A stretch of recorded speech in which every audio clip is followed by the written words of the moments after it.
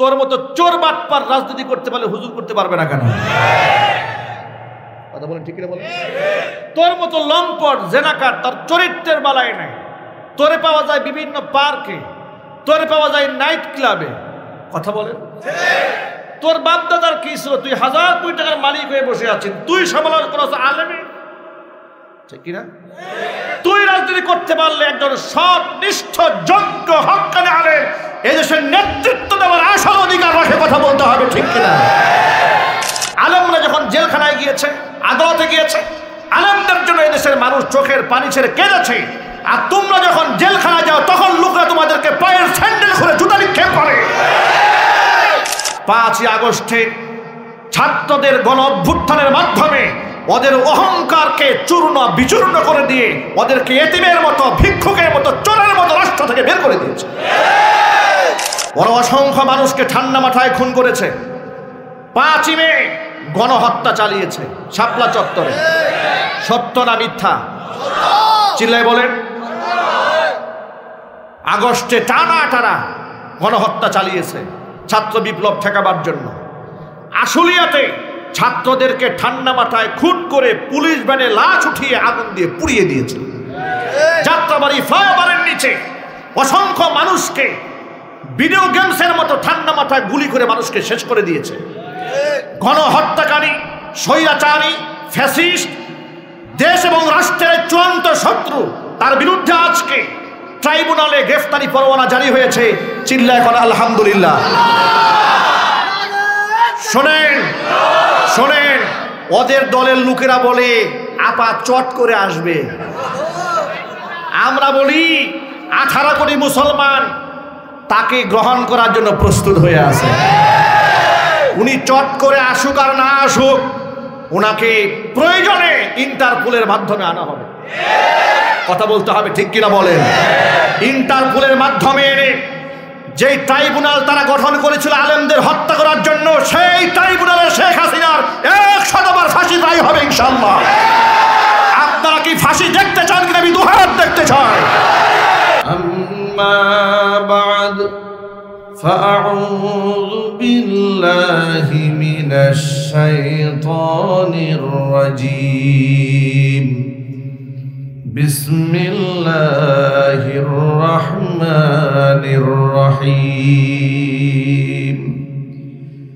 ইন্নাল্লাহা ওয়া মালাইকাতাহু ইউসাল্লুনা আলান নাবিয়্যি ইয়া আইয়ুহাল্লাযীনা আমানু صلوا عليه وسلموا تسليما اللهم صل على محمد وعلى آل محمد كما صليت على إبراهيم وعلى آل إبراهيم إنك حميد مجيد اللهم بارك على محمد وعلى آل محمد كما باركت على إبراهيم وعلى آل إبراهيم إنك حميد مجيد মোহাব্বতের সাথে প্রাণ খুলে সকলে মিলে কিছুক্ষণ জিকির করুন। লা ইলাহা ইল্লাল্লাহ।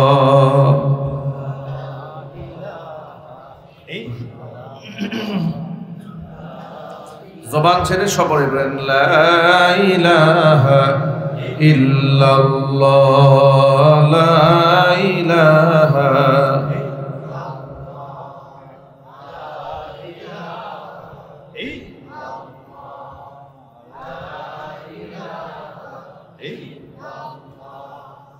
لا إله إلا الله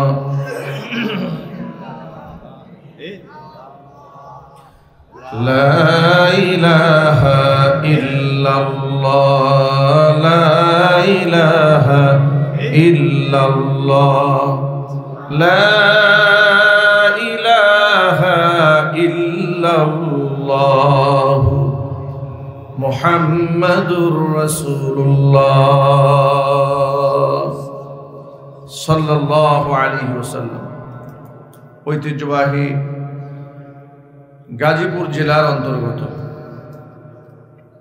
ভুরুলিয়া লালমাটির ঢাল মার্কাজুল ফয়েজ আল ইসলামী গাজীপুর কর্তৃক আয়োজিত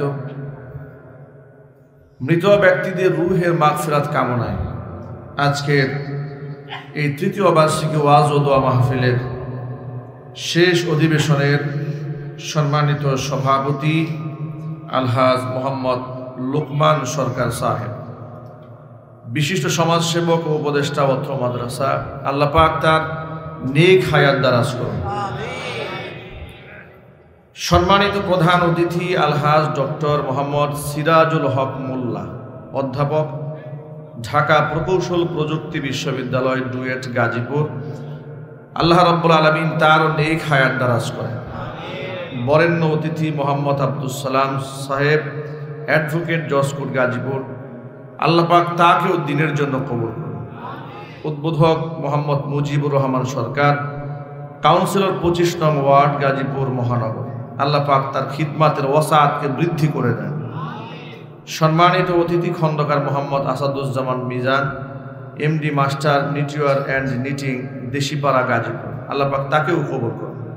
এছাড়াও আমন্ত্রিত বিশেষ অতিথিবৃন্দ, হাজরাত ওলামায়ে কেরাম, মুরব্বিয়ানে আযম, অত্র এলাকা এবং পার্শ্ববর্তী এলাকার বিভিন্ন প্রান্ত থেকে ছুটে আসা দিন দরদি, ইমানদার, পরহেজগার, মুত্তাকি মুসলিম ভাইরা, পর্দার অন্তরালে অবস্থানরত আমাদের সকলের শ্রদ্ধাভাজন পর্দানিশীন মা এবং বোনেরা, মহান আল্লাহ রাব্বুল আলামিনের দরবারে আলিশানে লাখ কোটি শুকরিয়া আদায় করছি যে মহান রব আমাদেরকে জগদ্দল পাথরের মতো চেপে বসা স্বৈরাচারী জালেম সরকারের রুশানল থেকে, শোষণ থেকে, জুলম থেকে, নির্যাতন থেকে মুক্তি দান করে স্বাধীন সার্বভৌম রাষ্ট্রকে আল্লাহ পাকের আমানত হিসেবে গ্রহণ করে স্বাধীনভাবে কথা বলার পরিবেশে আলোকিত একটি অনুষ্ঠানে কোরআন সুন্নাহকে সামনে রেখে হাসি মুখে মন প্রাণ উজাড় করে ডান বাম না তাকিয়ে আল্লাহর দিকে তাকিয়ে মুক্ত মনে কথা বলার সুযোগ করে দিয়েছেন, কথা শোনার সুযোগ করে দিয়েছেন। এই জন্য আপনারা খুশি না বেজার? কম না বেশি? উচ্ছ্বসিত কণ্ঠে খুশি মনে মন প্রাণ উজাড় করে আল্লাহ পাকের শেখানো ভাষায় শুকরিয়া আদায় করছি। জবান ছেড়ে দিয়ে সকলে মিলে একযোগে বলছি আলহামদুলিল্লাহ। রব্বানা লাকাল হামদ হামদান কাসীরা তাইয়িবান মুবারাকান ফীহি রব্বানা লাকাল হামদু কামা ইয়ানবাগি লিজালালি ওয়াজহিকা ওয়া আযীমি সুলতানিকা। আল্লাহ রাব্বুল আলামিন আজকের মাহফিলকে কবুল করুন। অত্র এলাকার সমস্ত মুর্দেগানের কবরে আযাব আল্লাহ পাক কিয়ামত পর্যন্ত বন্ধ করে দিন। কাল হাসরের কঠিন ময়দানে এই আয়োজন আল্লাহ পাক আমাদের সকলের নাজাতের জারিয়া হিসেবে কবুল করুন। মার্কাজুল ফয়েজ আল ইসলামী গাজীপুরকে আল্লাহ পাক মঞ্জুর করুন।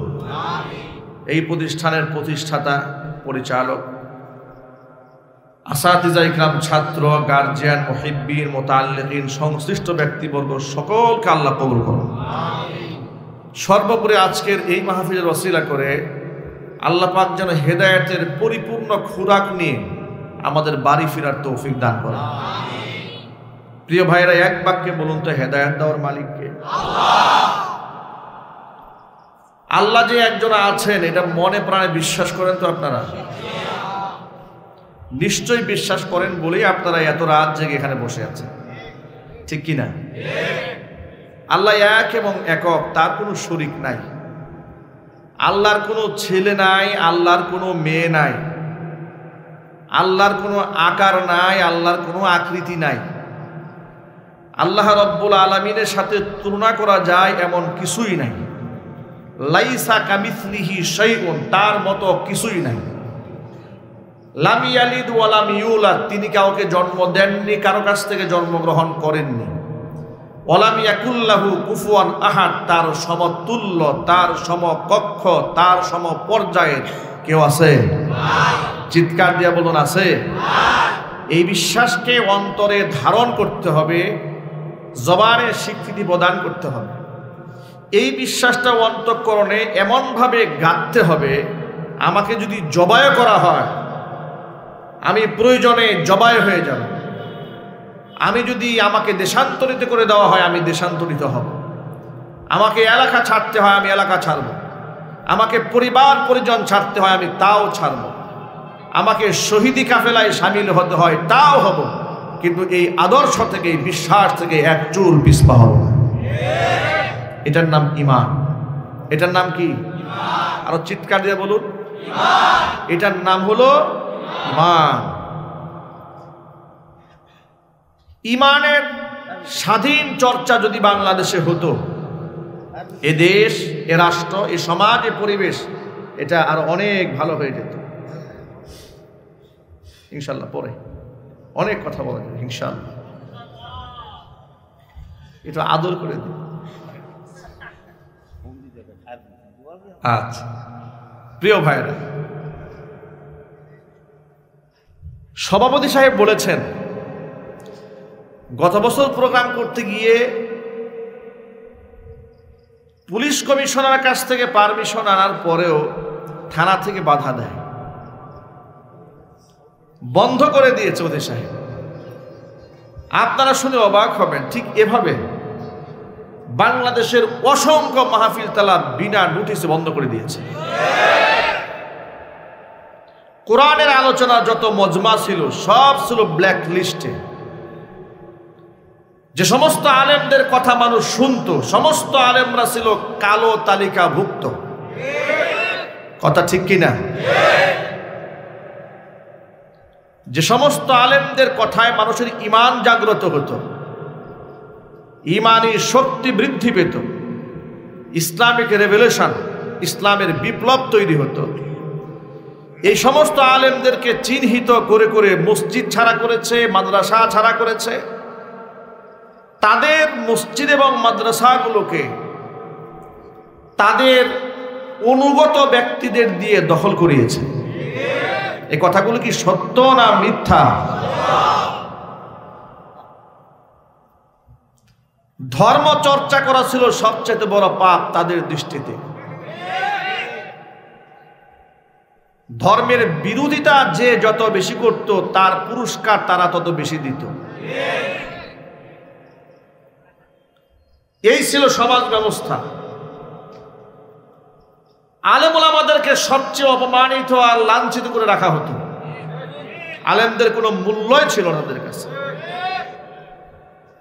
রাস্তাঘাটের একেবারে নিম্নমানের একটা লোকের যে মর্যাদা ছিল, তাদের দৃষ্টিতে আলেমদের তার কোনো মর্যাদাই ছিল না। তারা আলেমদেরকে পাকিস্তানের দালাল বলতো। বলে নাই? একটু জোরে বলেন। এগুলা বলতো, রাজাকার বলতো, আল বদর বলতো, আল শামস বলতো, মৌলবাদ বলতো, জঙ্গিবাদ বলতো, তালেবান বলতো, যাতে করে ওদের শয়তানি ঠিক মতো ওরা করতে পারে।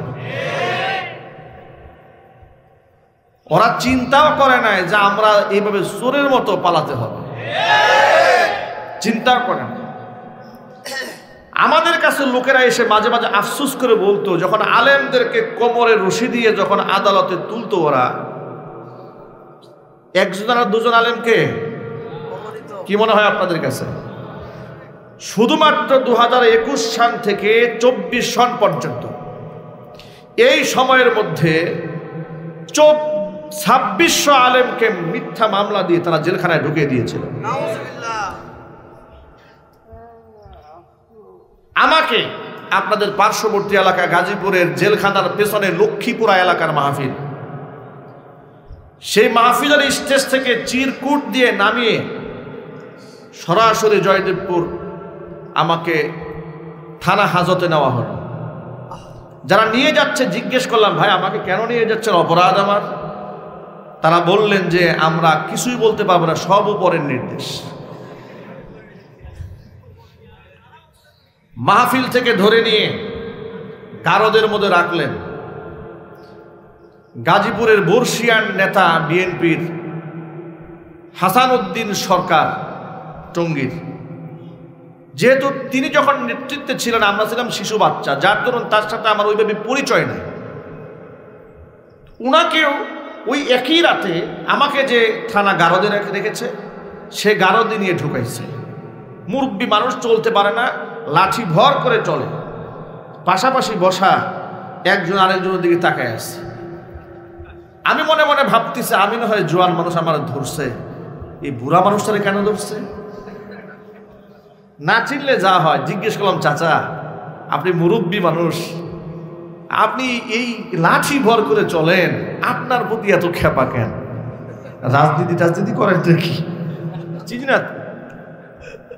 তা আমাকে বলছেন যে আমার নাম হাসানউদ্দিন সরকার, আমার নাম শুনেছেন? আমি বললাম সম্ভবত শুনেছি, কিন্তু ফেস কখনো দেখি নাই। বলে আমার নাম হাসানউদ্দিন সরকার। এরপরে উনি ওনার পরিচয় দিলেন। আপনারা শুনে অবাক হবেন, সে রাতে ওনার পরিচয় পাওয়ার পরে আমি আমার পরিচয় দিলাম। তা আমার পরিচয় দেওয়ার পরে যে আমি বুটবাজার কেন্দ্রীয় জামে মসজিদের খতিব, এই পরিচয় শোনার পরে উনি খুব অবাক হলেন, কষ্ট পেলেন। আমাকে বললেন বাবা অসুবিধা নেই, আল্লাহ ভরসা। আমি মাহফিল করে এসেছি, খুব ক্লান্ত শরীর, থানার গারদে ঘুমাই গেছে। উনি কি দেখলাম তাহাজ্জুদে দাঁড়িয়েছে আমার পাশেই। তাহাজ্জুদের নামাজ পড়ে শেষ রাতের দিকে ফজরের আগ মুহূর্তে আমাকে ডাক দিয়েছে। তিনি মুরব্বী মানুষ, ওয়াশরুমে যাবেন, জরুরত সারবেন, বাথরুমে বসার পরে শারীরিক অবস্থা বোধ এত খারাপ ছিল উনি উঠতে পারতেছিলেন না। তা আমায় যেহেতু আমার বাবা বয়সে, আমি নিজে তাকে এই বাজুর মধ্যে তার হাত রেখে খুব কষ্ট করে তাকে ওয়াশরুম থেকে উঠিয়েছি। ওই দিনটা ছিল তার জীবনে একটা স্মরণীয় দিন। ওনাকে আমি নিজ হাতে ওযু করিয়েছি সব। তা আমি দেখেছি উনি যতক্ষণ পর্যন্ত ছিলেন সেখানে খুব ইবাদতবন্দি করেছেন, আল্লাহকে দেখেছেন, জিকির আজকার করেছেন, তাসবিহ তাহলিল করেছেন। দেখে খুব ভালো লাগছে লোকটাকে। আমার কাছে তার রাজনৈতিক ব্যক্তি হিসেবে না, আমার কাছে তার ওই দিনের আমলটা খুব ভালো লেগেছে। লাগার পর তার একটা প্রতি আমার একটা মহব্বত সৃষ্টি হয়েছে, যে সারা রাত ভরে তাহাজ্জুদ পড়েছে, আল্লাহওয়ালা মানুষ, জিকির আজকার করেছে, ভালো লেগেছে। কেউ কাউকে চিনি না জানি না, পরের দিন যখন কোর্টে দাঁড় করিয়েছে দুইজনকে, কোর্টে দাঁড়ায় দেখি দুইজনেই এক মামলার আসামি। খুব মজার ব্যাপার, ইন্টারেস্টিং ব্যাপার। দুইজন এক মামলার আসামি। থানা এখানে মামলার ইজহারে লেখা হয়েছে যে আমরা প্রায় 150 মানুষ আমরা টঙ্গীতে এক জায়গায় গোপন মিটিং করছিলাম হাসান সরকার সহ। সেই গোপন মিটিং থেকে পুলিশ যখন ধাওয়া দিয়েছে সব পালায় গেছে, আমরা 7 জন পালাতে পারি নাই। স্পট থেকে আমাদেরকে ধরছে। স্পট থেকে ধরার পরে আমার পকেটে আব্দুর রহিম মাদানি, তার পকেটে 16টা ককটেল পাওয়া গেছে। আমি হইলাম সেই মামলার 1 নম্বর আসামি। হাসান সরকারের মতোই এত বড় নেতা, উনি ওই মামলার 7 নম্বরের আসামি।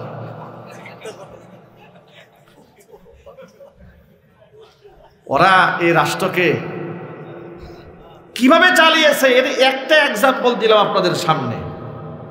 কেউ কাউকে চিনি না জানি না, একই মামলার পার্টনারশিপ, একসাথে নাকি ছিলাম, একসাথে ধরে নিয়ে আসছে, মামলা সাজিয়ে দিয়েছে। এগুলা দেখে শয়তানে যে কত কান্না কানছে, যে এমন শয়তানি তো আমিও করি না যে শয়তানি শেখ হাসিনা করেছে।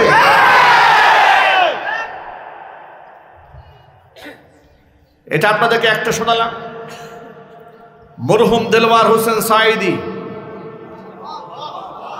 উপমহাদেশের শ্রেষ্ঠতম মুফাসসির, কোরআনের দায়ী। তিনি রাজনৈতিকভাবে কোন ব্যাকগ্রাউন্ডের এটা আমার জানার কোনো প্রয়োজন নেই, কথা বলতে হবে, ঠিক কিনা বলেন? তিনি যখন কোরআনের কথা বলতেন, তিনি ছিলেন একজন মুফাসসির, একজন লেখক, একজন দার্শনিক, একজন ভালো বাগ্মী বক্তা। যার বক্তৃতা শুনে নাই এমন মুসলমানের সংখ্যাই বাংলাদেশে কম। কোটি মুসলমান তার বয়ান শুনে উপকৃত হয়েছে, নামাজি হয়েছে, সুদ ছেড়েছে, ঘুষ ছেড়েছে, বাবা মার সেবা করেছে। আমি যখন শিশু, আমি যখন হিফজখানায় পড়ি, নামাজ সংক্রান্ত তার একটি ঘটনা শুনে, বয়ান শুনে আমার আজও মনে আছে, বালিশে শুয়ে আমি কাঁদতে কাঁদতে বালি ভিজে গিয়েছে। এমন অসংখ্য মানুষ যার জন্য কেঁদেছে।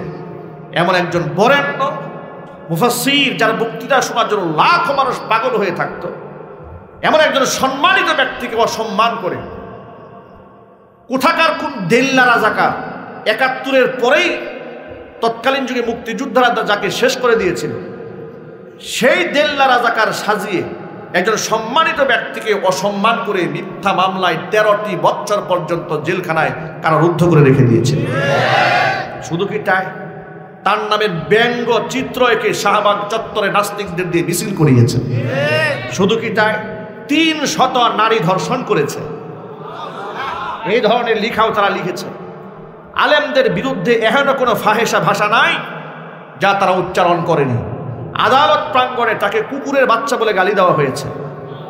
সম্মানিত ব্যক্তিদেরকে, যে ব্যক্তি মারা যাওয়ার পরে মানুষ তার লাশের অ্যাম্বুলেন্স ধরে চুমা খেয়েছে, মানুষ তারা জানাজা করার জন্য অ্যাম্বুলেন্সের সামনে শুয়ে পড়েছে, তোমরা লাঞ্ছিত করতে চেয়েছিলে, আল্লাহ লাঞ্ছিত করেন না, আল্লাহ শাহাদাতের মর্যাদা দিয়ে জান্নাতের মেহমান বানিয়ে দিয়েছে।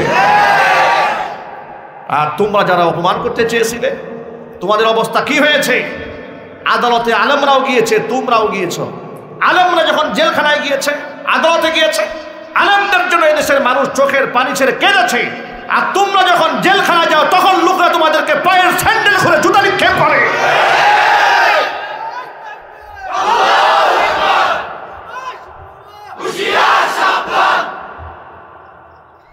এই মারহুম দিলওয়ার হোসেন সাঈদী রাহিমাহুল্লাহ, উনি যখন জেলখানায় অসুস্থ অবস্থায় ছিলেন, পত্রিকার মধ্যে পেলাম, তখন আমি গাজীপুর কোনাবাড়ি পল্লী বিদ্যুৎ জামে মসজিদের খতিব ছিলাম। পত্রিকার মধ্যে পেলাম মাওলানা দিলওয়ার হোসেন সাঈদী রহমাতুল্লাহি আলাইহি তখন জীবিত ছিলেন, তিনি অসুস্থ, দেশবাসীর কাছে দোয়া চেয়েছেন। আচ্ছা, আমরা কি অসুস্থ ব্যক্তির জন্য দোয়া করি না? জুড়ে বলেন। আমরা দোয়ার মধ্যে আলেমের জন্য দোয়া করেছি, জালেমের জন্য দোয়া করি। মসজিদে ইমাম সাহেবের কাছে যার জন্য দোয়া চাওয়া হয়, ইমাম সাহেব সবার জন্য দোয়া করে, ঠিক না ভাই? করে না? সবার জন্য দোয়া করে, যেহেতু ইমাম তো সকলের। তো সাঈদী রহমাতুল্লাহি আলাইহি অসুস্থ, এ শুনে আমি জুমার নামাজে তার জন্য দোয়া করেছি যে আল্লাহ, একজন মাজলুম আলেম অসুস্থ, আল্লাহ তুমি তাকে শিফা দান করো। এই দোয়াটা করার অপরাধে আমি হয়ে গেলাম জামাতের বড় নেতা। ওরা আমাকে বানিয়ে ফেলেছে। এক সপ্তাহের মাথায় মাহফিল করতে গেলাম মানিকগঞ্জে, আমার নামে মামলা হয়ে গেল কোনাবাড়িতে যে আমি গাড়িতে আগুন দিয়েছি। আরেক মামলা। এগুলো ইতিহাস, এগুলো এই বাস্তবতা আপনাদের জানা উচিত। একজন আলেমকে মোহাব্বত করে শুধু দোয়া করেছি, আমাকে জামাত বানিয়ে দিয়েছে, শিবির বানিয়ে দিয়েছে, আমার নামে মিথ্যা মামলা দিয়ে দিয়েছে, আমি গাড়ি পুড়িয়েছি। আবার কে দেখেছে? তাদের কেউ দেখেছে যে আব্দুর রহিম মাদানী নিজ হাতে গাড়ি পুড়িয়েছে, সাক্ষীও আছে। আমি দৃষ্টিকেই নাই, মামলা দিয়েছে। যে মামলায় আমরা জেল খেটেছি, 150 উপরে আসামি, ওই মামলায় এমন ব্যক্তি আসামি লেখা হয়েছে যে আরো 3 বছর আগে মারা গেছে, সেও আসামি, সেও আমাদের সাথে গোপন বৈঠকে ছিল। এই ধরনের হাস্যকর, বানোয়াট, মিথ্যা অপবাদ দিয়ে দিয়ে আমাদের কণ্ঠকে তারা রুদ্ধ করে দিতে চেয়েছিল। বাংলাদেশে যেন আলেমরা মাথা উঁচা করে কথা বলতে না পারে, সমস্ত আলেমদেরকে মানুষের সামনে হেয় প্রতিপন্ন করতে চেয়েছিল। আল্লাহ পাক ওদের সমস্ত ষড়যন্ত্রকে 5ই আগস্টে ছাত্রদের গণ অভ্যুত্থানের মাধ্যমে ওদের অহংকারকে চূর্ণ বিচূর্ণ করে দিয়ে ওদেরকে এতিমের মতো, ভিক্ষুকের মতো, চোরের মতো রাষ্ট্র থেকে বের করে দিয়েছে।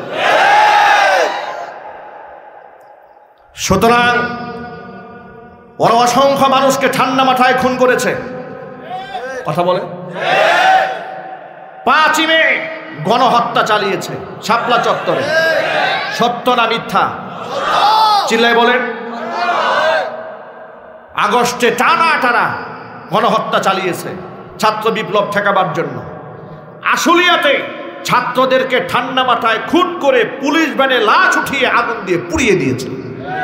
যাত্রাবাড়ি ফ্লাইওভারের নিচে অসংখ্য মানুষকে ভিডিও গেমসের মতো ঠান্ডা মাথায় গুলি করে মানুষকে শেষ করে দিয়েছে। গণহত্যাকারী, স্বৈরাচারী, ফ্যাসিস্ট, দেশ এবং রাষ্ট্রের চূড়ান্ত শত্রু, তার বিরুদ্ধে আজকে ট্রাইব্যুনালে গ্রেফতারি পরোয়ানা জারি হয়েছে। চিল্লায় এখন আলহামদুলিল্লাহ। শোনেন শোনেন, ওদের দলের লোকেরা বলে আপা চট করে আসবে, আমরা বলি 18 কোটি মুসলমান তাকে গ্রহণ করার জন্য প্রস্তুত হয়ে আছে।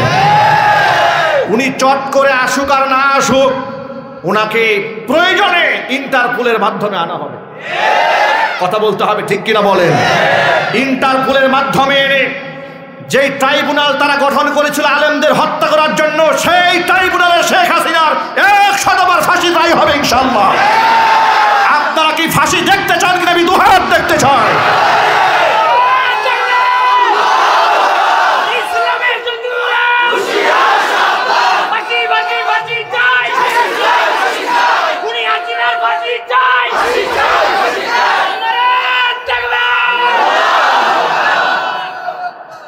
আমার প্রিয় যুবক ভাইয়েরা, মূল কথায় ফিরে আসি। ইসলাম এবং আলেম ওলামারা ছিল তাদের সবচাইতে বড় দুশ্মন। তাদের দৃষ্টিতে আলেমদের কোনো সম্মান ছিল না, অথচ আলেমদের সম্মান দিয়েছেন স্বয়ং আল্লাহ। কোরআন মাজিদ আল্লাহ পাক বলেছেন, ইয়ারফাইল্লাহুল্লাযীনা আমানু মিনকুম ওয়াল্লাযীনা উতুল ইলমা দারাজাত। যারা ঈমান এনেছে তাদেরকে আমি আল্লাহ পাক সম্মানিত করেছি। ওয়াল্লাযীনা উতুল ইলমা দারাজাত, আর যাদেরকে ইলম দান করা হয়েছে, মানে যারা আলেম, তাদের মর্যাদা আমি আল্লাহ পাক উপরে উঠিয়ে দিয়েছি। আল্লাহু আকবার বলেন। আল্লাহ কোরআনে বললেন আলেমদের মর্যাদা অনেক উপরে। আল্লাহর হাবিব সাল্লাল্লাহু আলাইহি সাল্লাম কি বলেন শোনেন। হুজুর বলেন, ফাদলুল আলিমি আলাল আবিদি কাফাদুলি আলা আদনাকুম। ও আমার সাহাবীরা শোনো, তোমাদের সাহাবীদের ভিতরে সবচেয়ে আদনা তবকার সাহাবীর উপরে, নিম্নমানের সাহাবীর উপরে আমি নবীর মর্যাদা যেমন, এই সমাজের নামাজি আবেদের উপরে একজন আলেমের মর্তবা ঠিক তেমন। আলেমদের এত সম্মান আল্লাহর নবী নিজে দান করেছেন। আল্লাহু আকবার বলেন, আর চিৎকার দেখুন আল্লাহু আকবার। আল্লাহর হাবিব সাল্লাল্লাহু আলাইহি সাল্লাম বলেছেন, আমার মাঝে আর আলেমদের মধ্যে পার্থক্য শুধু এতটুকু, আল্লাহ পাক আমাকে নবুয়ত দান করেছেন। আল্লাহু আকবার বলেন। এত সম্মানিত ব্যক্তি আলেমগণ, দুনিয়াতেও তারা সম্মানিত, আখিরাতেও তারা সম্মানিত হবেন। নবী করিম সাল্লাল্লাহু আলাইহি ওয়াসাল্লাম বলেছেন, ইয়াশফাউ ইয়াউমাল কিয়ামাতি সালাসাতুন। কিয়ামতের দিন 3 শ্রেণী আল্লাহর দরবারে সুপারিশ করবেন। এক নম্বরে হচ্ছে আল আম্বিয়া, প্রথমত আল্লাহর দরবারে সুপারিশকারী হবেন নবীগণ।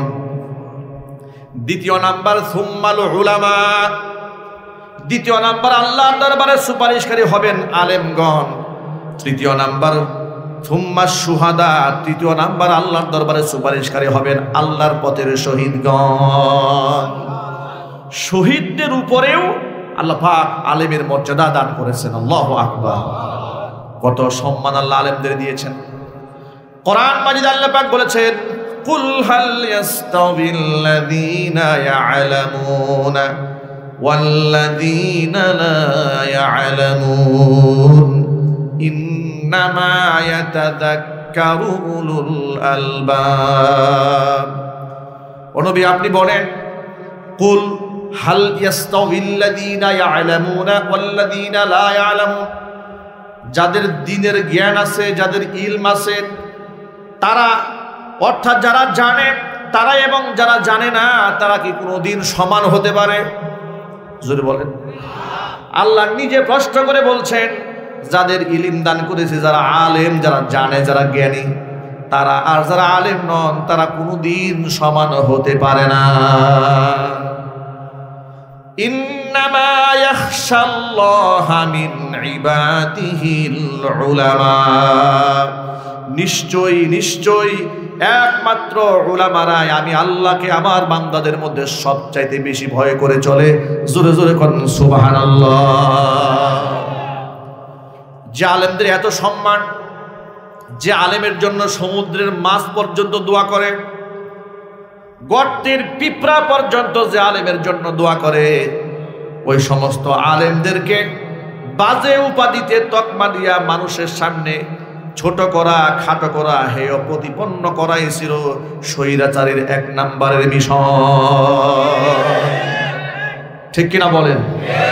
মাদ্রাসাগুলোকে সব সময় কুদৃষ্টি দিয়ে রাখতো। কথা বলেন? মাদ্রাসার এত প্রতিষ্ঠা হচ্ছে, এই যে মার্কাজুল ফাইজুল আল ইসলামী প্রতিষ্ঠা হয়েছে, এই সমস্ত মাদ্রাসা প্রতিষ্ঠা হওয়ার পরে ওদের কাফেরদের দাস তথাকথিত সাবেক স্বৈরাচারী আরেক মুশরিকদের গোলাম মন্ত্রী নওফেল, সে কি বলেছিল নিশ্চয় আপনাদের মনে থাকার কথা।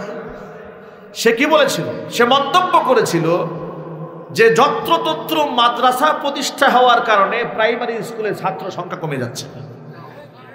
এই কথা কি ভুলে গেছেন আপনারা? এই মন্তব্য করেছিল যত্রতত্র মাদ্রাসা প্রতিষ্ঠা হওয়ার কারণে প্রাইমারি স্কুলে ছাত্র কমে গেছে।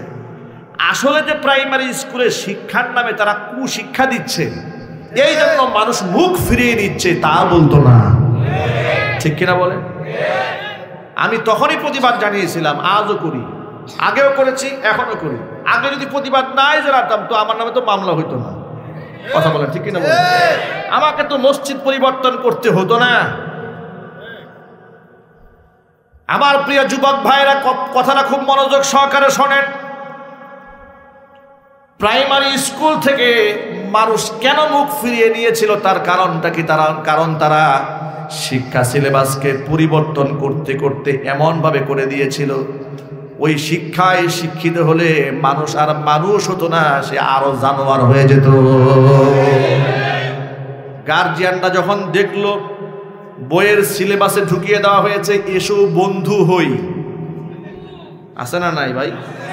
এসো বন্ধু হই চ্যাপ্টারে দিয়েছে যে ক্লাসের একসাথে পড়াশোনা করে একটা ছেলে এবং মেয়ে, তারা যদি একে অপরকে স্পর্শ করে এটা দোষের কিছু নয়। শুধু কি তাই? এই সমস্ত গল্প দিয়ে তারা মেয়েদের লাজ লজ্জা নষ্ট করে দিয়ে ফ্রি সেক্স, পশ্চিমা ধাঁচের কাফেরদের সমাজ ব্যবস্থা এই দেশে চালু করার ষড়যন্ত্র করেছিল। যার জন্য আপনারা দেখেছেন, আপনারা নিশ্চয়ই জ্ঞানী মানুষ, এই তথ্য আপনাদের কাছে আছে, বিশ্ববিদ্যালয়গুলোর মধ্যে প্রকাশ্যে গাজার আসর বসতো, কেউ বাধা দিত না। গায়ে উড়না আছে না নাই দেখার কোনো লোক ছিল না। বয়ফ্রেন্ড গার্লফ্রেন্ড এগুলো তো উঠা বসা করা, এগুলো তো মনে করি একেবারেই কোনো সাবজেক্টের কাতারেই পড়ে না। কথা বলতে হবে ঠিক কিনা? যে বিশ্ববিদ্যালয়ে হাফ প্যান্ট পরুক, জিন্সের প্যান্ট পরুক, ছেলে মেয়ে বিড়ি খাক, তামাক খাক, গাঁজা খাক, বাধা দেওয়ার লোক নাই, কিন্তু সেই একই বিশ্ববিদ্যালয়ে মেয়ে হিজাব পরলো কেন, বুরকা পরলো কেন, এটা নিয়ে এলার্জি শুরু হয়ে যেত। নবাব সলিমুল্লাহ মুসলিম হল, মুসলিম শব্দ বাদ দিয়ে দিয়েছে, যে হলের নামে কোনো মুসলিম টুসলিম রাখা যাবে না। সলিমুল্লাহ হল, নজরুল ইসলাম কলেজ, ইসলাম বাদ দিয়ে দিয়েছে, নজরুল কলেজ। এগুলা কি মিথ্যা ইতিহাস না সত্য? নবাব সলিমুল্লাহ বিরাট বড় হল, ওই হলের মধ্যে 16 বছর মাইকে আজান দেওয়া নিষেধ করে দিয়েছে। কেন? পরবর্তীতে শুনতে পেলাম ছাত্রলীগের পোলাপান নাকি ঘুমে ডিস্টার্ব হয়। ভাবতে পারেন আপনারা? গত রমজান মাসের ইতিহাস শোনাই। গত রমজান মাসে কোরআনের আয়োজন, কোরআন তেলাওয়াত করেছিল কিছু ছাত্ররা। কেন কোরআন তেলাওয়াত করেছে? এই জন্য তাদেরকে শোকজ করা হয়েছিল, জবাবদিহিতা করতে হয়েছিল। কথা বলতে হবে ঠিক কিনা?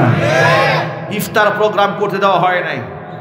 ইফতার প্রোগ্রাম হয় নাই, কিন্তু গুরু নানকের প্রোগ্রাম ঠিক হয়েছে। ইফতার প্রোগ্রাম হয় নাই, কিন্তু হোলি উৎসব ঠিকই হয়েছে। ইফতার প্রোগ্রাম হয় নাই, কিন্তু সেখানে হোলি খেলার নামে অশ্লীলতা, বেহায়াপনা সব হয়েছে। আল্লাহ পাকের কি ফয়সালা! যে অধ্যাপক, যিনি যেই ভিসি ইউনিভার্সিটির বাচ্চারা কোরআন তেলাওয়াত করলো কেন? শোকজ করেছিল। রাষ্ট্র পরিবর্তন হওয়ার পরে ছাত্ররা তার রুমে ঢুকে তাকে সুন্দর মতো বসিয়ে চতুর্দিক থেকে কোরআন তেলাওয়াত করেছে। আল্লাহু আকবার বলবেন না? এই দৃশ্যটা দেখে অজান্তে চোখ থেকে পানি পড়েছে। বিশ্বাস করেন যে আল্লাহ, আমরা তো নির্যাতিত হতে হতে, নিষ্পেষিত হতে হতে আমরা তো একেবারেই হতাশার দ্বার প্রান্তে পৌঁছে যাচ্ছিলাম। ত্রাহি ত্রাহি করছিল আমাদের আত্মা, আর মন থেকে বলতেছিল মাতা নাসরুল্লাহ, আল্লাহর সাহায্য কখন আসবে?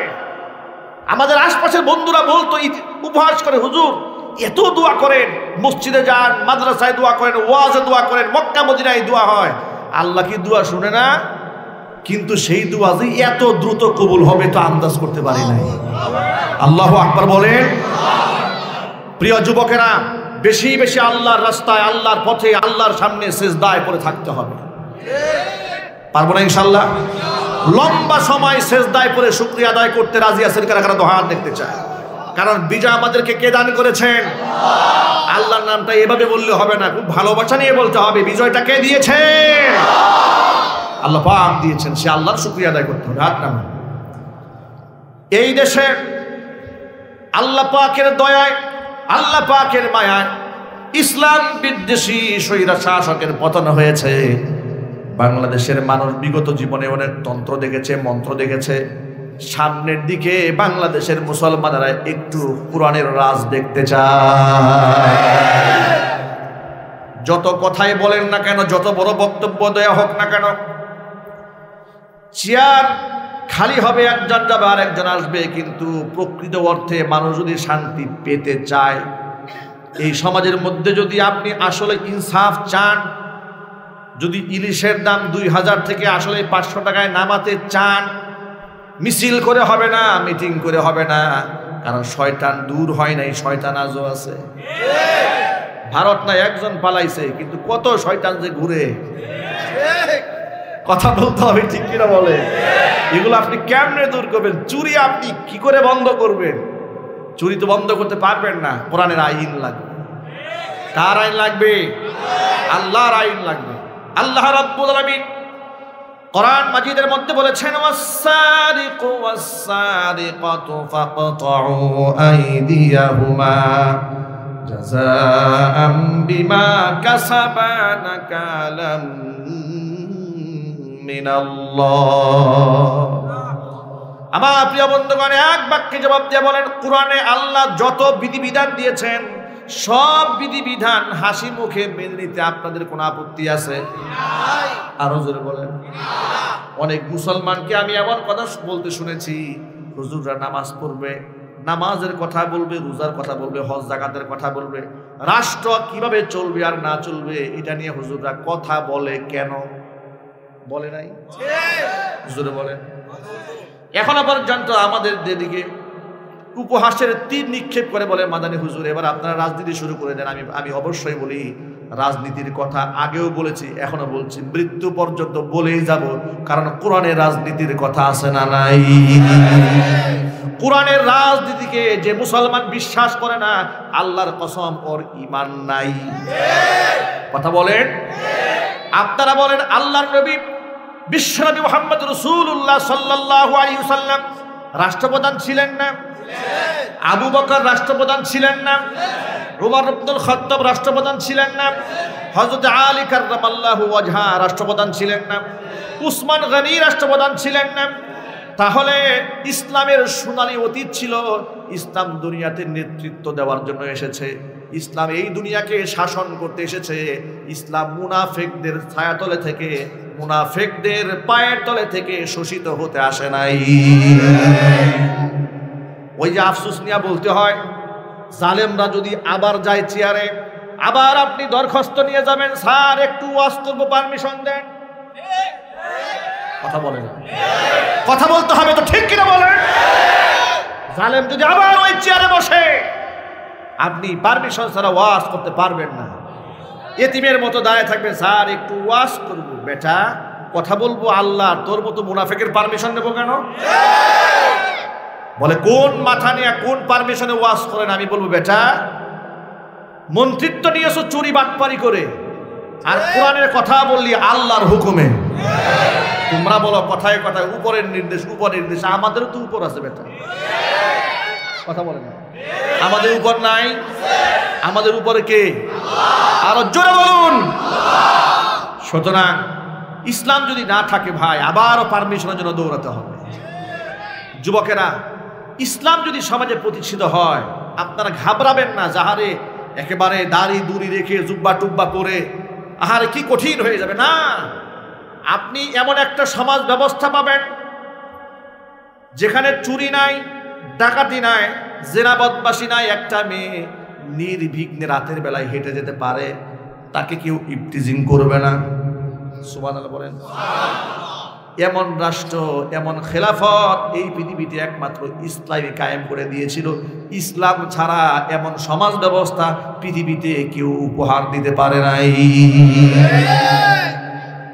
ওরা আমাদেরকে বলে তাহলে অমুসলিমদের কি হবে? কত মায়া দেখছে, কি মায়া! আবার নিজেরাই মন্দির ভেঙে আবার হুজুরদের নাম দিয়ে দেয়, খুব মায়া। এই মায়া যে যত বেশি দেখায়, ওরে ভালো করে তদন্ত করবেন, দেখবেন ওই 5টা মূর্তি ভাঙছে। কেন ভেঙেছে? ওর উদ্দেশ্যটা কি? উদ্দেশ্য হচ্ছে এই সমস্ত মূর্তি টুর্তি ভেঙে দেখি হুজুরদেরকে একটু ফাঁসাইয়া দেওয়া যায় কিনা। এই যে এই বছর দেখেছেন না আপনারা, দেশ স্বাধীন হওয়ার পরে অনেক হুজুররা মন্দির পাহারা দিয়েছে। লোকেরা আমাদের প্রশ্ন করেছে, হুজুর মন্দির পাহারা দেওয়া বিষয়টা কেমন হয়ে গেল? আমি বলি, ভাই হুজুরা মন্দির পাহারা দেয়নি তো কি পাহারা দিয়েছে? মূর্তি পাহারা দিয়েছে? না না, মূর্তিও পাহারা দেয়নি। আলেমরা মন্দিরও পাহারা দেয়নি, মূর্তিও পাহারা দেয়নি, তাহলে কি পাহারা দিয়েছে? আমি বলি আমার ভাষায় আলেমরা ষড়যন্ত্র পাহারা দিয়েছে। আলেমরা মন্দির পাহারা দেয় নাই, আলেমরা ষড়যন্ত্র পাহারা দিয়েছে।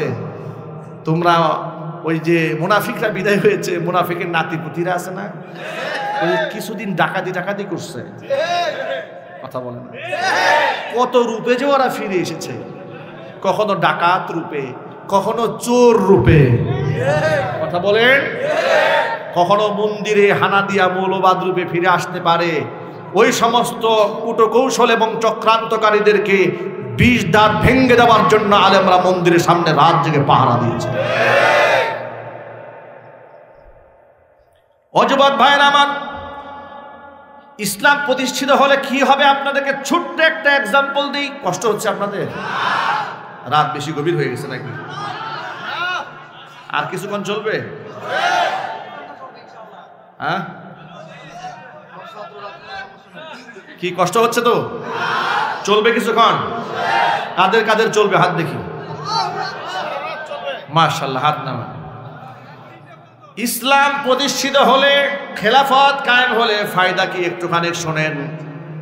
বাক স্বাধীনতা, এটা মানুষের জীবনের বড় একটা শান্তির জায়গা।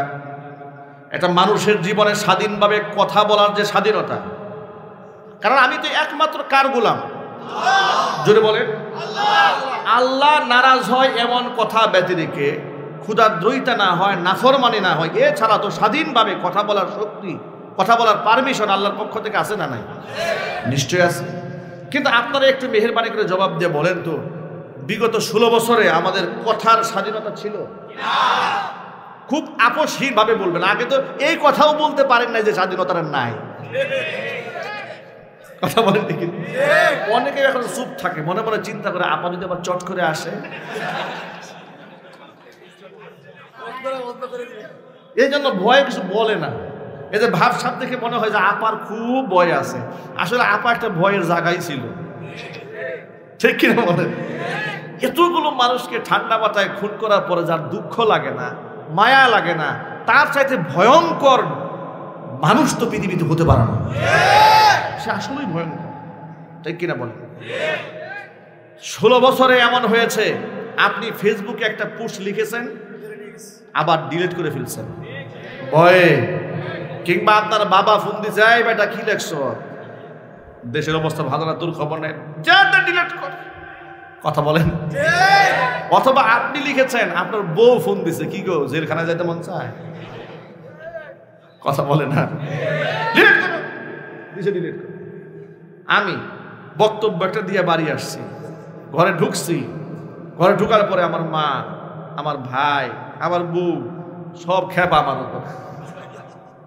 যা আপনি কি ওয়াজ করেন এগুলো? আপনার কি সন্তানের প্রতি মায়া নাই? আপনার কি নিজের প্রতি মায়া নাই? বউ বাচ্চার প্রতি মায়া নাই? কি বলেন এগুলো? আপনি এগুলো বলেন কি? আপনার তো গুম করে ফেলবে, খুন করে ফেলবে। স্বাধীনতার অবস্থা দেখছেন? স্বাধীনতার অবস্থাটা কি? সব আতঙ্কে। এরপরেও যদি জোর করে কিছু লিখে রাখছি, ওনারা নিজেরা আবার ডিলিট করে দিচ্ছে। কর্তৃপক্ষ ফেসবুককে গাইডলাইন দিয়ে দিয়েছে, এগুলা বলা যাবে, এগুলো বলা যাবে না। মামুনুল হকের নাম লেখা যাবে না, ঠিক কিনা বলেন? জসিমউদ্দিন রহমানী আমার ওস্তাদ, 1 বছর আগে ওনাকে নিয়ে পোস্ট করেছি, 1 বছর পরে আমাকে ফেসবুক কমিউনিটি গাইডলাইন দিয়েছে, যা আপনি একজন সন্ত্রাস মানুষকে ফেসবুকে তুলে ধরেছেন, আমাকে রিচ কমিয়ে দিয়েছে। দেখেন পলক সাহেবের পলকে পলকে কত অন্যায় করছে, ঠিক না ভাই? সব করেছে পলকে পলকে দুষ্টুমি আর শয়তানি। এখন যখন হাত করার পরে ইতিমের মতো যায়, খুব মায়া হয়, ঠিক না ভাই? গতকালকে দেখেছি আহারে সিরিয়ালে যাচ্ছে সব আল্লাহর ওলি, সব দরবেশটা সিরিয়ালে যাচ্ছে। আহ কি শান্তি! আল্লাহু আকবার, আলহামদুলিল্লাহ বলেন, আলহামদুলিল্লাহ বলেন। সব কার প্রাপ্তি? সব কার পক্ষ থেকে এসছে? আল্লাহর পক্ষ থেকে এসছে। তো বিগত জীবনে বাক স্বাধীনতা বলতে কিছুই ছিল না, কিন্তু তারাই আবার খুব বলতেন আমরা ভোটাধিকার দিয়েছি। কথা বলেন, আমরা বাক স্বাধীনতা দিয়েছি, আমরা স্বাধীনতা ছিনিয়ে নিয়েছি, আমরা হ্যান করেছি, ত্যান করেছি, লাঠি কান্দার মুগুর ভরেঙ্গে। কত বক্তব্য শুনতে শুনতে কান ঝালাপালা হয়ে গেছে, ঠিক কিনা বলেন? বাস্তবতা হলো কথা বলা যেত না। এবার আসেন, ইসলাম যদি কায়েম হয় তাহলে কি হবে শোনেন। খলিফা ওমর আব্দুল খাত্তাব রাদিয়াল্লাহু তাআলা আনহু জুমার মিম্বারে দাঁড়িয়ে আছেন। এমন একজন প্রতাপশালী প্রভাবশালী নেতা, কত বড় বাদশা আপনি আন্দাজ করতে পারবেন না। মিশরের নীল নদে পানি আসে না। আমর ইবনুল আস রাদিয়াল্লাহু তাআলা আনহু উমরে ফারুক রাদিয়াল্লাহু তাআলা আনহুর কাছে চিঠি লিখেছে, রব্বুল আলামিন আমাকে সুযোগ করে দিয়েছেন, আমার নেতৃত্বে মিশর ইসলামের সুশীতল ছায়াতলে আশ্রয় গ্রহণ করেছে। মিশরে খেলাফত কায়েম হয়ে গেছে, কিন্তু দুঃখজনক ব্যাপার হলো মিশরের যে নীল নদ, এই নদীতে পানি আসে না, দরিয়াতে পানি আসে না। বলে কেন আসে না? দীর্ঘদিন ধরে মিশরের অধিবাসী যারা আছে তারা প্রত্যেক বছর একজন নারীকে জবাই করে তার রক্ত এই নদীতে না দিলে নদীতে পানি আসে না। তারা মানুষ জবাই করে, মানুষের রক্ত নদীতে ভাসিয়ে দিলে পানি আসতো, এছাড়া আসে না। জিন শয়তানি কাজগুলা করত। এই সংবাদ যখন ওমরে ফারুক রাদিয়াল্লাহু তাআলা আনহুর কাছে দেওয়া হলো, ওমর রাদিয়াল্লাহু তাআলা আনহু জবাবে ছোট্ট একটা চিঠি লিখলেন। আর ওই চিঠিটা মিশরের তৎকালীন বাদশাহ খলিফা আমর ইবনুল আস রাদিয়াল্লাহু তাআলা আনহুকে উদ্দেশ্য করে লেখেননি। মদিনাতুল মুনাওয়ারা থেকে ওয়াদ্দজাহানের শাসক ওমর রাদিয়াল্লাহু তাআলা আনহু চিঠি লিখলেন মিশরের নীল দরিয়াকে টার্গেট করে। চিঠির মধ্যে লিখেছেন, আইয়াতুহান নীল লাউ জারাইতি বিনাফসিকি ফালা তাজরি। ও নীল নদ, নিজের পক্ষ থেকে যদি প্রবাহিত হওয়ার ক্ষমতা তোমার থাকে তাহলে প্রবাহিত হওয়ার কোনো দরকার নাই। আল্লাহু আকবার বলেন। আর যদি আমার আল্লাহর নির্দেশে তোমার মধ্যে পানি বহমান হয়ে যায়, প্রবাহিত হয়ে যায়, তাহলে আমি উমর নির্দেশ প্রদান করলাম আমার চিঠিখানা তোমার পক্ষে পৌঁছা মাত্র যেন পানি দ্বারা নদীটা ভরপুর হয়ে যায়। সাহাবায়ে কেরাম রাদিয়াল্লাহু তাআলা আনহুম আজমাইন, সিরাতের কিতাবের মধ্যে এসেছে, তারা বলেন ওমর ফারুক রাদিয়াল্লাহু তাআলা আনহুর লিখে দেওয়া সেই চিঠিখানা, চিরকুটখানা নিয়ে যখন আমরা দরিয়ার উদ্দেশ্যে রওনা হলাম, একেবারে ফেটে চৌচির হয়ে আছে দরিয়ার মাটি, সেখানে মাঝখানে রেখে আমরা চিরকুটখানা নদীর মধ্যে ফেলে দিয়ে আমরা যখন শুকনা নদী দিয়ে আমরা হেঁটে আসতেছিলাম। আশ্চর্যের ব্যাপার, আজব ব্যাপার, আল্লাহ পাকের কি কুদরতি কারিশমা। আমরা একেবারে শুকনা নদীর মাঝখান দিয়ে হেঁটে হেঁটে আসতেছিলাম, কিন্তু আমরা শুকনা নদী আর পেলাম না। আমরা কিনারায় আসতে আসতে পানি দ্বারা আমাদের পায়ের গোড়ালি পর্যন্ত ভিজে গেল। আল্লাহু আকবার বলেন। এমন পাওয়ারফুল নেতা যার ব্যাপারে আল্লাহর হাবিব রাহমাতুল লিল আলামিন বলেছেন, লাউ কানা মিন বাদি নাবিয়্যুন লাকানা উমারু নাবিয়্যা, আমার পরে যদি কেউ এই পৃথিবীতে নবী হতো নিশ্চয়ই হযরত উমর নবী হয়ে যেতেন। এমন একজন পাওয়ারফুল নেতা হযরত উমর খাত্তাব রাদিয়াল্লাহু তাআলা আনহু, তিনি মসজিদের মিম্বারে দাঁড়িয়ে খুতবা দিচ্ছেন। বাক স্বাধীনতা কাকে বলে দেখেন। ওমর রাদিয়াল্লাহু তাআলা আনহুর সামনে থেকে একজন মুসল্লি দাঁড়িয়ে বলেন, আমার খুতবা বন্ধ করেন, আগে কথা আছে। সুবহানাল্লাহ, খুতবা স্টপ করেন, কথা আছে আপনার সাথে। হযরত ওমর অবাক হয়ে গেলেন। ভরপুর মুসল্লি মসজিদে জুমার খুতবা দিচ্ছেন তিনি। আপনি যে জামাটা গায়ে দিয়েছেন, যে কাপড়ের জামা পরেছেন, দুইটা টুকরা দিয়ে বানিয়েছেন, ওই একই টুকরার কাপড় আমার গায়েও আছে। জিহাদের ময়দান থেকে লভ্যাংশ, আনফাল, যুদ্ধলভ্য সম্পদ থেকে এগুলা বণ্টিত হয়েছে। তাহলে একটা টুকরা ভাগে আমি পেয়েছি, ভাগে তো আপনিও আরেকটা টুকরায় পেয়েছেন। আমি গায়ে দিলাম এক টুকরা কাপড়, আপনি গায়ে দিলেন দুই টুকরা কাপড়, বাকি টুকরা কোত্থেকে পাইছেন আগে জবাব দেন। সুবহানাল্লাহ বলবেন না ভাই? বাস একটা আন্দাজ করেন, জবাবদিহিটা, বাক স্বাধীনতা কোন জায়গায় গিয়ে দাঁড় করিয়েছিল? এর নাম ইসলাম। এর নাম কি? এটার নাম ইসলামের খেলাফত। পৃথিবীতে কোথায় পাবেন এটা? আপনি কোন রাষ্ট্রপ্রধানকে ভর মজলিসে এমন কথা, কি সাহস আছে? কথা বলে না। রাষ্ট্রপ্রধান তো দূরের কথা, নেতার মতোই দেখতে, কিন্তু নেতা না। এর নাম কি? হ্যাঁ, পাতি নেতা। কথা বলতে হবে, ঠিক কিনা বলেন? লুঙ্গির মতো দেখতে, কিন্তু লুঙ্গি না। এর নাম কি? গামছা। এর নাম কি? গামছা। কিন্তু চামচের মতো দেখতে, চামচ না। এর নাম কি? এর নাম সামসা। ঠিক কিনা বলেন? এমন একটা সামসা সমাজে নাই? একটু জোরে বলেন। আপনি সামসার বিরুদ্ধে মামলা করতে পারবেন? 14 গোষ্ঠীর বাতি জ্বালায় যাবে, ঠিক কিনা বলেন? বাপ টাকায় যাবে আপনাকে। এটা কেন? অনৈসলামিক সমাজ ব্যবস্থা। ইসলাম যদি সমাজে থাকে, মানুষ বাক স্বাধীনতা পাবে। আল্লাহু আকবার বলেন। কৈফিয়তের জায়গা থাকবে। এই যে 1 কিলোমিটার রাস্তা হবে, 6000 কোটি টাকা বরাদ্দ হয়ে গেছে। কয় টাকার কাজ হইল আর কয় টাকার কাজ হইল না, হিসাব নেওয়ার ক্ষমতা আপনার আছে? আমার আছে? বললে আমার 14 গোষ্ঠীর কপাল খারাপ। কথা বলতে হবে, ঠিক কিনা বলেন? পদ্মা সেতুর পিলার হয়েছে, 1 বস্তা সিমেন্টের দাম মাত্র 16,000 টাকা। 1 বস্তা সিমেন্ট কত টাকা? 16,000 টাকা। পৃথিবীর ইতিহাসে সর্বোচ্চ ব্যয়বহুল ব্রিজ। আমাদের মতো ধনী পৃথিবীতে কেউ নাই। কথা বলে, ঠিক কিনা বলেন? এগুলা হয়েছে। আপনি বলতে পারবেন না, বললে এই হুজুর খারাপ, এই হুজুর রাজনীতি করে, এই হুজুর রাজনীতি করে। মুসলিম ভাইরা ভালো করে শোনেন, ওরা এই সমস্ত কথা বলে সৎ মানুষদেরকে পিছিয়ে রেখেছে। কথা বলেন, ঠিক কিনা বলেন? যদি এই কথা আপনাদের কেউ বলে যে হুজুরা ইদানিং রাজনীতি করে, আপনি বলবেন তোর মতো চোর বাটপার রাজনীতি করতে পারলে হুজুর করতে পারবে না কেন? কথা বলেন, ঠিক কিনা বলেন? তোর মতো লম্পট জেনাকার, তার চরিত্রের বালাই নাই। তোরে পাওয়া যায় বিভিন্ন পার্কে, তোরে পাওয়া যায় নাইট ক্লাবে। কথা বলেন। তোর বাপদাদার কি ছিল? তুই 1000 কোটি টাকার মালিক হয়ে বসে আছিস, তুই সমালোচনা করছ আলেমে, ঠিক কিনা? তুই রাজনীতি করতে পারলে একজন সৎ নিষ্ঠ যোগ্য হক্কানি আলেম এই দেশের নেতৃত্ব দেওয়ার আসল অধিকার রাখে। কথা বলতে হবে, ঠিক কিনা?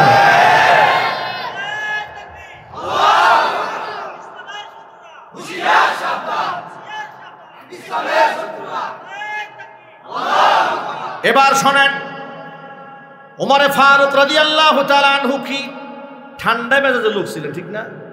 একেবারে কুল। আল্লাহু আকবার বলেন। ওমরের মেজাজ ও ইসলামের মেজাজ, সুবহানাল্লাহ বলেন।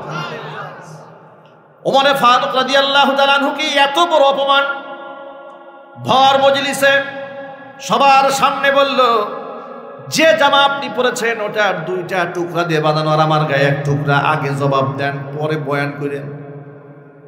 এবার ওমর রাদিয়াল্লাহু তাআলা আনহু পাশেই তার ছেলে আব্দুল্লাহ বসেছিলেন। ওমর ছেলেকে ডাক দিয়ে বলেছে, আব্দুল্লাহ তুমি এবার দাঁড়াও, তুমি সাক্ষী দাও আমি কোটা কোথায় পেলাম। ছেলে বলল, যেহেতু আমার বাবা আকার আকৃতিতে লম্বা, 1 টুকরা কাপড়ে তার সতর ভালো করে ঢাকে না, এই জন্য তার নিজের 1 টুকরা আর আমি আব্দুল্লাহর ভাগে যে 1 টুকরা পড়েছিল, বাপ বেটার 2 টুকরা মিলাই একটা জামা বানায়া গায়ে দিয়েছে। আল্লাহু আকবার বলে। এটার নাম ইসলামের খলিফা। কার খলিফা এটা? ইসলামের খলিফা। এমন একটা সমাজ হোক, এটা আমরা চাই না। এটা কি কোরআন বাদ দিয়ে, ইসলাম বাদ দিয়ে হবে না? এগুলো ইসলাম বাদ দিলে হবে না, ইসলাম দিয়েই সমাজ ব্যবস্থা কায়েম হবে ইনশাআল্লাহ। বলে আরেকটা ছোট্ট ইতিহাস শোনায়। ওমরে ফারুক রাদিয়াল্লাহু তাআলা আনহু পিঠা খেতে পছন্দ করতেন, ভালোবাসতেন। একদিন তার স্ত্রী সুন্দর করে কিছু পিঠা বানিয়ে তার সামনে উপস্থাপন করলেন। ওমর রাদিয়াল্লাহু তাআলা আনহু আব্দুল্লাহর মাকে ডেকে, তার স্ত্রীকে ডেকে বললেন, আব্দুল্লাহর মা, পিঠা পেলে কোথায়? রাষ্ট্রীয় কোষাগার থেকে যে গম দেওয়া হয়, আটা দেওয়া হয়, ওই গম আর আটা দিয়ে তো আর এত পিঠা খাওয়া মতো সম্ভব না। কোথায় পেলে তাড়াতাড়ি বলো। কেউ কি হাদিয়া দিয়েছে? বলে হাদিয়া দেয় নাই। হাদিয়া যদি না দিয়ে থাকে তাহলে কেউ ঘুষ দিয়েছে নাকি? স্ত্রী ডেকে বলে, আমিরুল মুমিনিন, উমরকে ঘুষ দিবে এমন সাহস আসমানের নিচে জমিনের উপরে কারো নাই। নিজের বউ তার স্বামীকে কথা বলছে, আপনারে ঘুষ দিবে সাহস কারো আছে নাকি? আল্লাহ রসুল বলেছেন, যে রাস্তায় উমর হাঁটে সেই রাস্তায় শয়তানও হাঁটে না। সুবহানাল্লাহ বলেন। আপনাকে ঘুষ দেওয়ার সাহস তো কারো নাই, তাহলে পেলে কোথায়? স্ত্রী বলে, শোনেন, বিগত 6 মাস ধরে রাষ্ট্রীয় কোষাগার থেকে আপনার জন্য যে বরাদ্দকৃত আটা আছে। বলে হ্যাঁ আছে। প্রতিদিন হিসাব থেকে 100 টাকা করে আটা আমি কমায় রাখি। 100 টাকা করে জমা করতে করতে 6 মাস ধরে যে আটাটা জমিয়েছি, ওই আটা দিয়ে আপনার জন্য পিঠা বানিয়ে দিয়েছি। ওমর রাদিয়াল্লাহু তাআলা আনহু বলেন, আব্দুল্লাহর মা, পিঠা আমি খেতে পারবো না। ইরাকের ফুরাত নদীর তীর পর্যন্ত আল্লাহ পাক আমার খেলাফত কায়েম করে দিয়েছেন। আমি জানি না ইরাকের ফুরাত নদীর তীর পর্যন্ত যত মানুষ আছে, সমস্ত মানুষের মুখে এই পিঠা আমি তুলে দিতে পারবো কিনা। যদি আমি না পারি, আমি খলিফা হওয়ার সুবাদে পিঠাটা খেয়ে ফেলি। কিয়ামতের দিন কোনো একজন মানুষ যদি আমার বিরুদ্ধে আল্লাহর আদালতে মামলা করে দেয়, আল্লাহ উনি খলিফা হওয়ার সুবাদে পিঠা খাই, তো আমরা নাগরিক ইসলাম পিঠা খেতে পারি না, আল্লাহর দরবারে আমি আসামি হয়ে যাব। ওই পিঠা আমি খেতে পারবো না। আব্দুল্লাহর মা, ওই পিঠাগুলা গরিব মিসকিনদেরকে দান করে দাও। শুধু দান করলে হবে না, তিনি পরবর্তী যে কাজটা করলেন, রাষ্ট্রের কোষাগারে নিয়োজিত যারা দায়িত্বে ছিলেন তাদেরকে ডাকলেন, ডেকে বললেন, শোনো, তোমরা যে আমার জন্য আটা নির্বাচন করেছো, রাষ্ট্রীয় কোষাগার থেকে আমার জন্য যে বরাদ্দ আছে, আজকের পর থেকে হিসাব করে করে দৈনিক 100 টাকা করে কমায় দিবা। কারণ আমার স্ত্রী প্রমাণ করেছে 100 টাকা কম হলেও আমার সংসার চলে। সুবহানাল্লাহ কি বাড়ি গিয়ে বলবেন? এটার নাম ইসলামের খলিফা, ইসলামের রাষ্ট্রনায়ক। আল্লাহু আকবার বলেন। এই পৃথিবীতে ইসলাম ছাড়া এমন সমাজ ব্যবস্থা কেউ দিতে পারবে না। এই জন্য ইসলামের জন্যই কাজ করতে হবে। পারবো না ভাই ইনশাল্লাহ? আমার প্রিয় যুবক ভাইরা, মদ বন্ধ হয়ে যাবে, জিনা বন্ধ হবে, সমাজ থেকে ঘুষ বন্ধ হয়ে যাবে, দুর্নীতি বন্ধ হয়ে যাবে, চাঁদাবাজি বন্ধ হয়ে যাবে।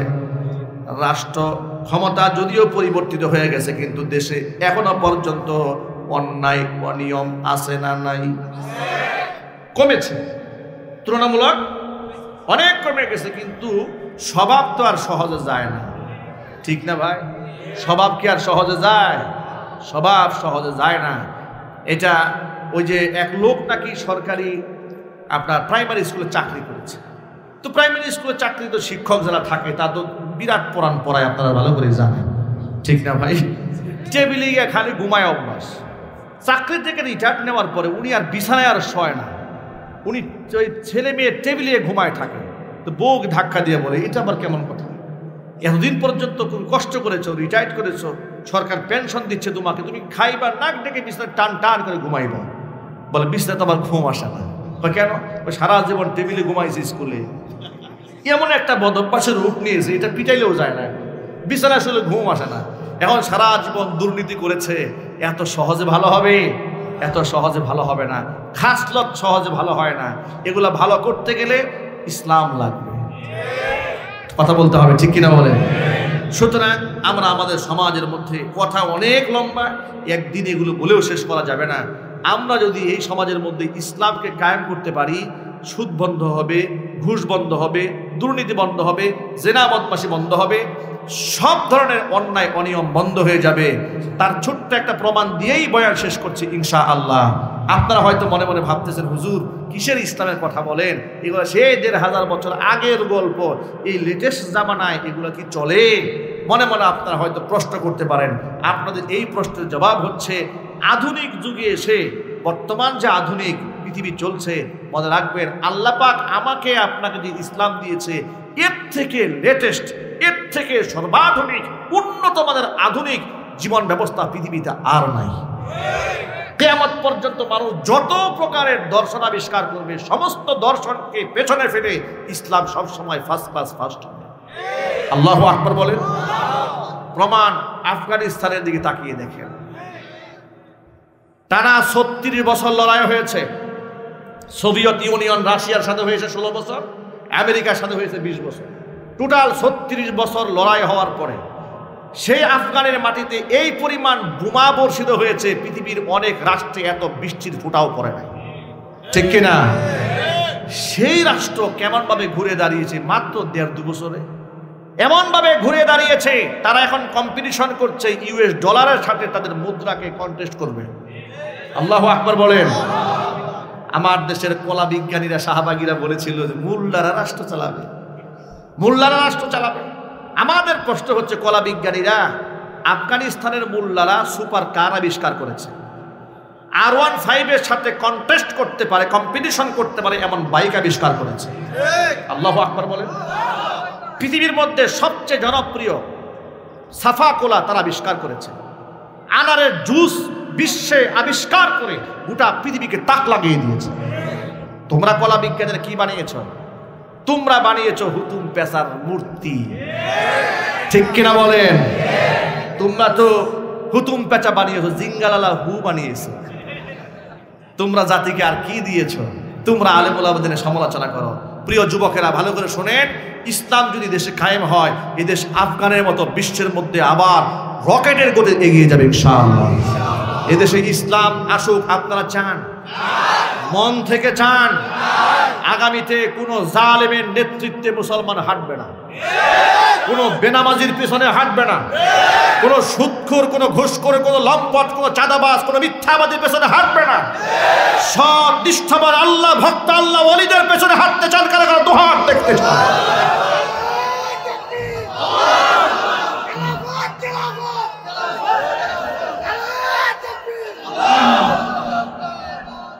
আল্লাহ রাব্বুল আলামিন, আল্লাহ রাব্বুল আলামিন আমাদেরকে বাংলার জমিনে খেলাফত প্রতিষ্ঠার তৌফিক দান করুন।